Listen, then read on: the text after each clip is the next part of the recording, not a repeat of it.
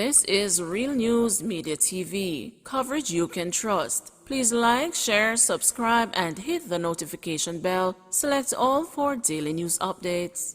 24 hours into Operation Relentless 2. The St. Catharines South Police say they have seized 3 illegal firearms and several rounds of ammunition in separate operations across the division within the first 24 hours of Operation Resilience 2.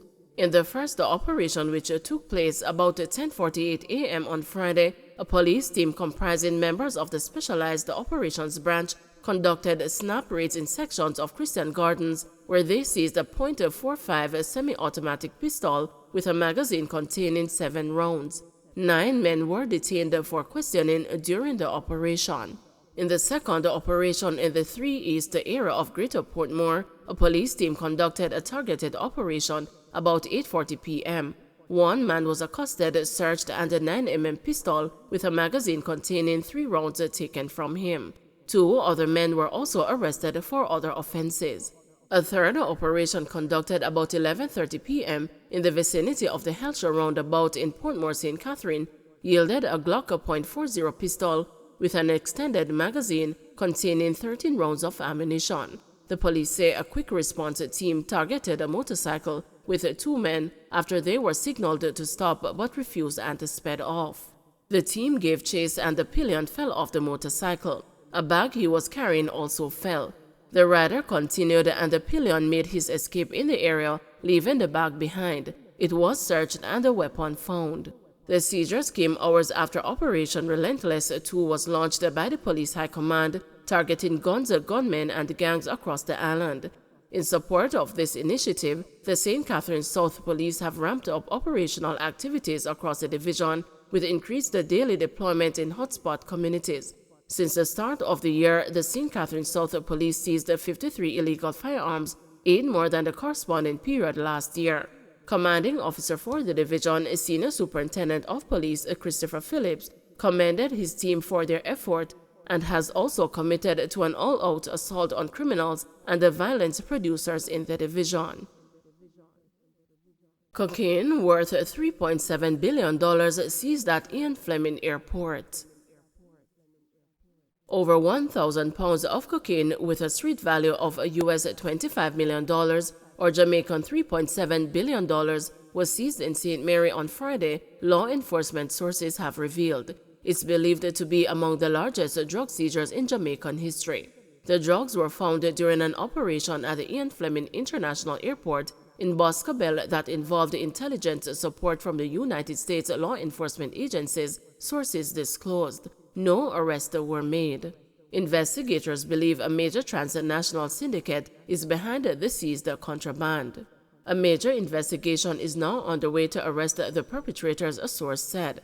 It is reported that about 7 p.m. on Friday, detectives from the Narcotics Division, along with cops from the Counterterrorism and Organized Crime Division, conducted a raid at the airport. 10 bags containing over 1,000 pounds of cocaine were seized during a search, sources disclosed. Spring Village Bridge closed to vehicular traffic. Motorists who use the Spring Village Bridge in St. Catherine will no longer have access to the structure. The National Works Agency closed the bridge on Friday following routine inspections that determined that the structure had been severely compromised and posed a danger to the motoring public.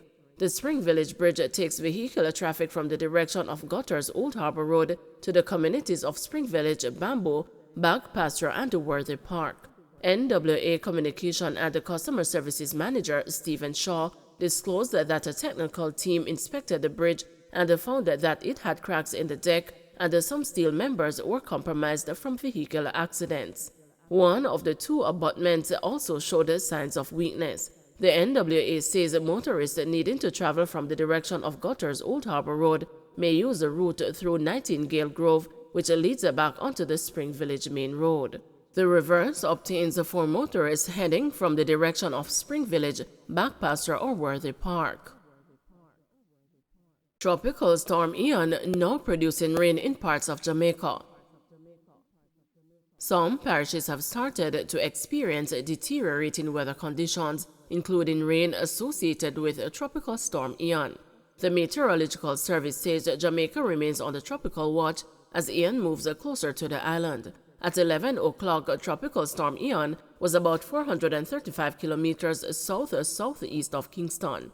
Maximum sustained winds remain 75 kilometers per hour with higher gusts. Meteorologist Gail Murray told the news that some parishes have started to experience rainfall. Eon is forecast to significantly strengthen over the next few days. The storm is expected to become a hurricane by Sunday night and could be at or near major hurricane strength late Monday when it approaches western Cuba. Prime Minister urges everyone to prepare for Tropical Storm Eon. Prime Minister Andrew Holness, who returned to the island on Friday, has appealed for everyone to ensure they are in a state of readiness for Tropical Storm Eon, paying attention to basic precautions such as having sufficient basic food items during the passage of the storm and securing important documents. He urged as well that where trees are situated close to houses, they should be pruned to minimize the possibility of damage being done to the building during the storm. Do whatever little shopping you can do to have a little food preparation just in case. Put aside your important documents, put them in a safe place, right? If you can, if you have time, look at your surroundings to see if there are any trees or any limbs that might be potentially destructive to your home and take the necessary action. Make sure that you have potable water, drinking water set aside, and batteries, flashlight. I am not encouraging candles, but if that is what you have, then use them very carefully. I was briefed by the Chief of Defense Staff, who explained to me that the Jamaica Coast Guard has been doing its job in moving fishers off the various keys and banks of the coast of Jamaica. But there are some fishers who have decided that they are not going to leave the keys. There are about 70 of them. If they have the opportunity to hear this and hear my plea, it is not too late to make a request or to make your way back to the island, back to safe shore. We make that appeal. Too often, persons make a decision that they're going to secure their possession instead of securing their lives. The Coast Guard and other first responders will not be able to go back out to sea if the weather gets rough. Local Government Minister Desmond McKenzie also spoke about the country's preparations for the arrival of the storm on Friday.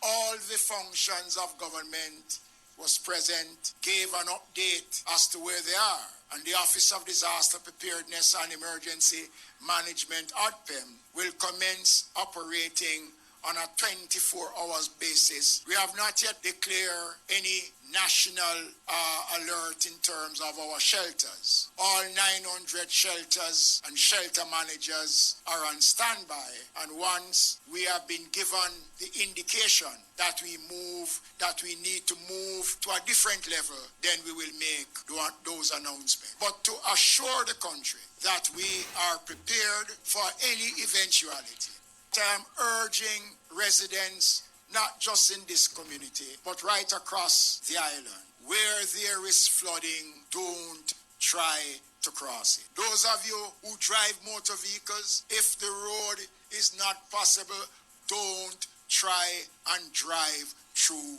the road. We have seen where persons try to do it and have lost their lives. Let us take caution in what we are doing.